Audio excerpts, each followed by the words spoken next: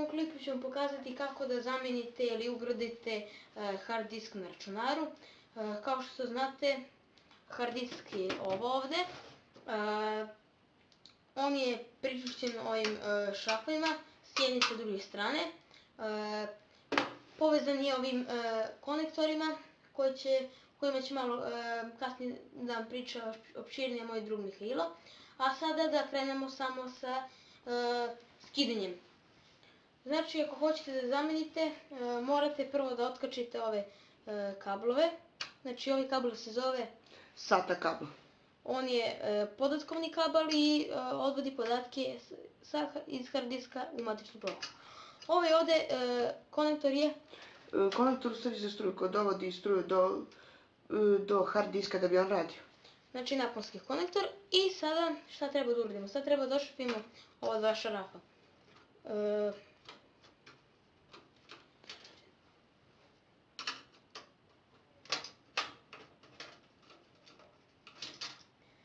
Naravno, neko ima možda i sa druge strane, ja ih nemam, znači ako imate i sa druge strane, samo ćete ovako da okrenete ovo i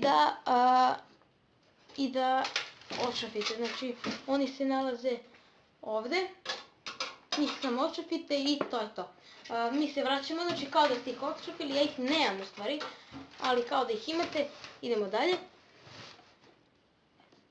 Evo ovako, sada idemo sa izvlačenjem. Znači, izvlačimo ga, ne pipamo ga od ispod, nego ga izvlačimo sa strana. Znači, jednostavno ga samo izvučete. Možete upotrebiti i dve ruke, bolje. I to je to. Ovo je Hitachi hard disk, znači dobar hard disk. 500 GB ima. Onda, znači, evo ovako. Ovo je ispod njegova ploča, to je taj hard disk. I to je to. Idemo dalje. Sad samo da idemo kao na ugradnju.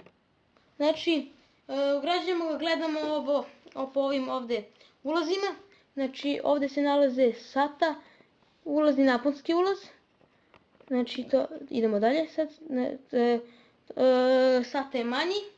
SATA je manji, a ovaj konektor za struju je veći. Dobro. Tako prepoznati što je to. Da.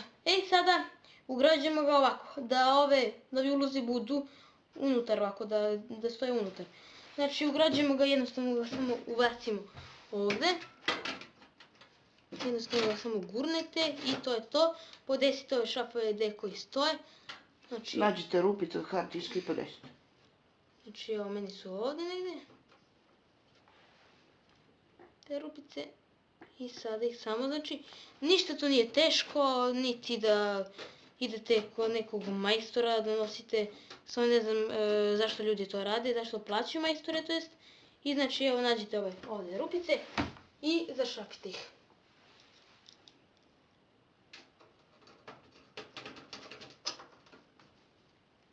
Sada će da vam priča moj drug Mihajlo malo o ovim konektorima, opširnije, znači koji zašto služi i ajde. Znači, kao što je rekao, ovdje imamo SATA konektor, on služi za prebacivanje podataka, znači iz hard diska u matičnu ploču i da bi hard disk radio. Pored njega imamo konektor koji ide iz napajanja, on služi za dovod struje do hard diska da bi on radio i da bi mogo da prenosi podatke.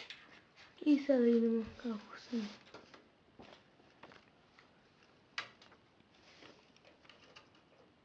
Znači, idemo prvo SATA, na primjer, možete vi koji god hoćete.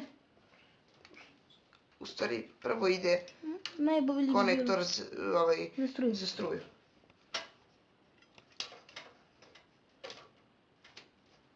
Konektor za struju i posle uzmete SATA kabel i povežete njega i to je to. I to je to. Hvala što ste gledali naš klip. Molim vas, lajkujte, subscribeujte, lajkujte našu Facebook stranicu i to je to. Hvala što ste gledali.